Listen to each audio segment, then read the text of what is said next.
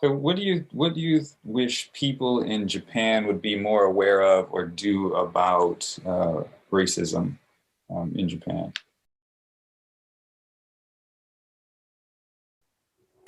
Maybe just understand that you don't have to act.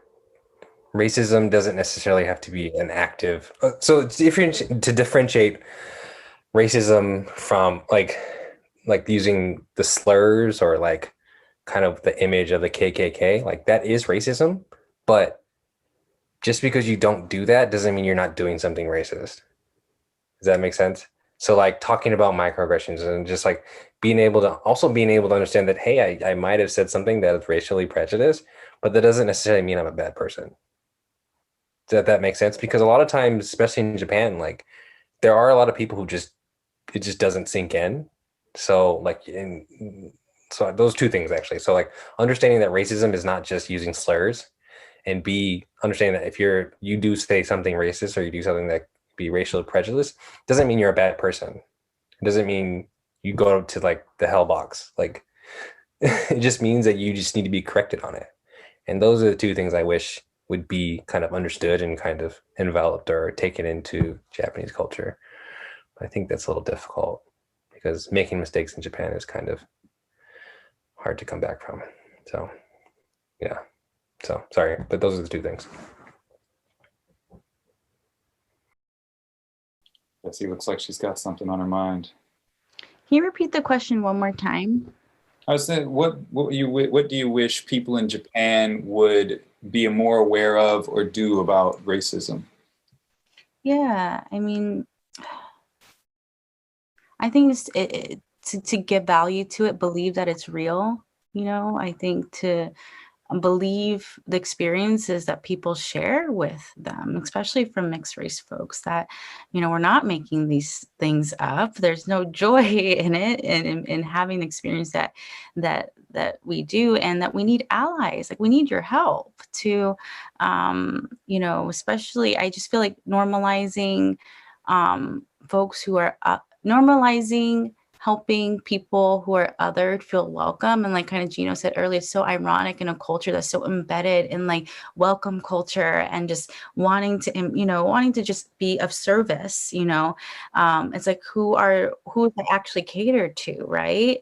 How can we translate that inherent beautiful parts of who we are into these other areas where that could be so needed? How can you welcome the person that is clearly doesn't look like they're a part of, and how can you make them feel good in that environment, and how you yourself can I'm gonna pause there. And then the second thing I want to say is I wish that Rino used the word Japanese people don't want to feel uncomfortable. Just getting used to feeling uncomfortable. Like let's get uncomfortable. It's okay. You're not gonna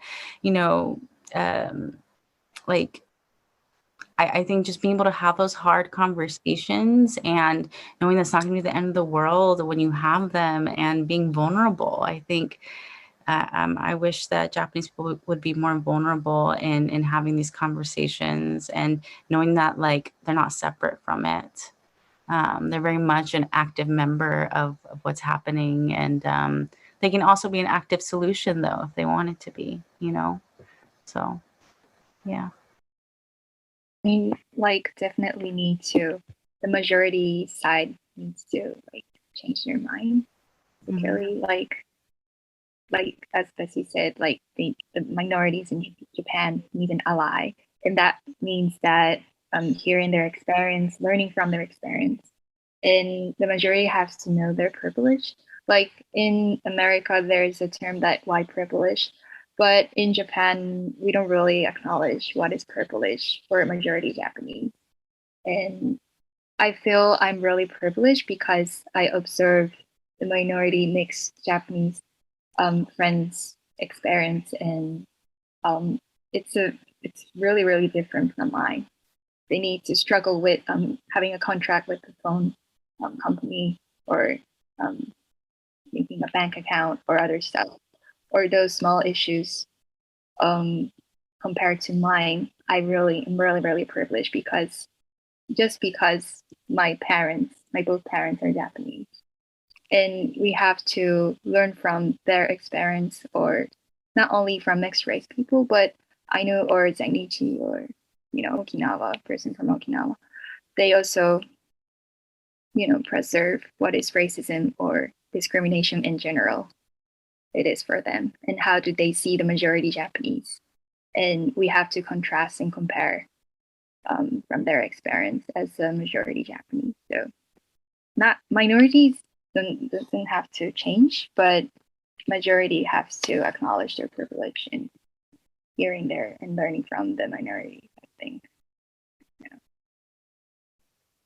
I think those are very, very good answers, very good points. Would you say anything different if the same question was asked in regards to people in the United States? America needs to get their step together. These conversations have already been had. So I'm a lot more forgiving or understanding of what's going on in Japan. But you can tell structurally America has, if you talk about redlining or Jim Crow or anything, America was built on kind of even any of the immigration laws that happened, like the Chinese Exclusion Act, the Gentleman's Agreement with Japanese, like it's been made to essentially limit and control people of color. So I'm not, to be frank, I'm not as forgiving to the American side. And I think conversation has been had for eons. It's just people are trying to kind of avoid it and kick it down the can. So I think change needs to be happening. And and not just, I'm a company that said Black Lives Matters and posted a black sign on Instagram. Like, no, like there needs to be real change, or I'm not going to make Juneteenth a freaking federal holiday and then stop talking about critical race theory. So like these type of things, like it needs to change sooner than later because conversations have been had. Japan's different where the conversation hasn't been had. And quite frankly, it's not going to move as quickly because there's a difference. But in America, it really is a melting pot. There's a whole bunch of different other people. There are different populations being kind of subjugated at different times. You can tell by BLM and then also Stop Asian Hate. Like you can see this. It's being shown. So the fact that anybody can ignore that in America just means you're actively trying not to do anything about it at this point. So that's my opinion on the matter.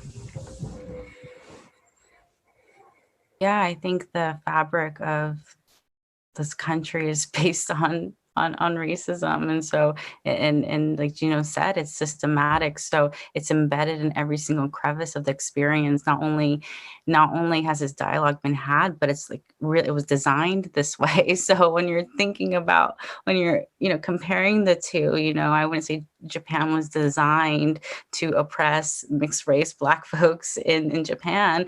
It's really a product of the root of white supremacy. So with America, I think it's just, it's a different level. It's a different monster. It really is. I mean, it's just, I don't know if it's different, but it's what's the word I'm looking for? It's just amplified. It's an amplified monster that's incessant, constant, and intentional, incredibly intentional. So, yeah, I think we're at a different place in it, but at the same time, because there's so much like virtue signaling and so much like gaslighting that happens in terms of like what solutions are actually ever offered, in some ways, like, are we in a different place with Japan? It's like, has there been progress, or have we just been having the dialogue longer, and has the fight been longer and more defined? But America is a beast of its own, and like you said, it's just there's so many different fights that exist here, and each one wants to be the loudest, but they don't. I feel like we also don't understand that they're not separate fights either. So yeah. How about you, Rino? Yeah. I just have a question. Can I ask? For Americans, is it So for maybe majorities or minorities in general, is it still uncomfortable talking about race or like discrimination in general in the States, or it's like changing? I think it depends on who you're surrounded by. You know, in my life, it's completely normal. It's welcomed in my relationships with my white counterparts, you know, but I mean, that's my person. That's who I've chosen to surround myself around. But I feel like in the grand scheme of things, no, the same discomfort is still very much exists, and there's an active resistance towards it, really, you know. And I think white people don't want to acknowledge, you know, you talked about privilege, you know, the idea that white people don't want to understand that they have privilege, you know, there's just a lot of ignorance and a lot of people who don't want to acknowledge basic history here. So I think this also stems back down to education as well, and like what's happened, and the fact that our education system is really suffering, you know, and and it's been defunded. So of course it's suffering, you know, and but yeah, it sounds like there is kind of like a connection too. It comes down to education. We have access to what kind of representation do we have? Like who's telling the story, right? So I feel like there are more people of color, especially because of social media, and Instagram is such like a personal platform these days, right? If you have a following, it is your own PR. You can, you know, you have so much influence in that. So because of that, I feel like there are a lot of individuals popping up that we're learning about who are educators in their own communities, who are community leaders, that we get to have access to their knowledge and like memory bank because of that. And I think that's powerful, and that's the difference today.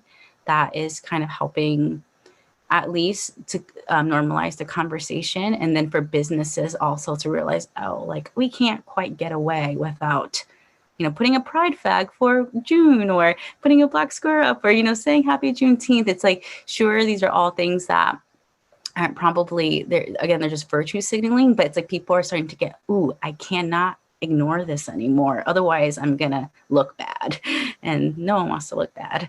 So yeah, but it's not as, I don't feel like it's as progressed as it needs to be, but it's slowly getting there, I would say.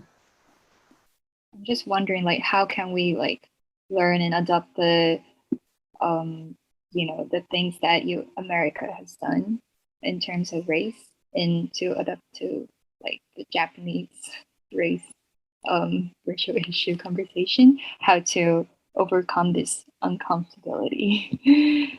So yeah, I think so much. So.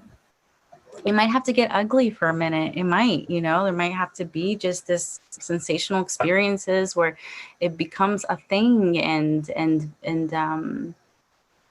yeah, I feel like through that discomfort, a lot of times there is just a lot of ugliness that happens, but through that blossoms like people who come out of the woodworks to talk about experiences, who want to start things. Like you said, you need a revolution. You said that in your own words, you know, and I believe you. And Japan's not the only place that needs one. I feel like we're all, and there's a world in that awakening and that desire to have like, almost like our voices to just be able to be released, you know, and just people to just like be able to talk about like what's going on and not turn the other way, you know.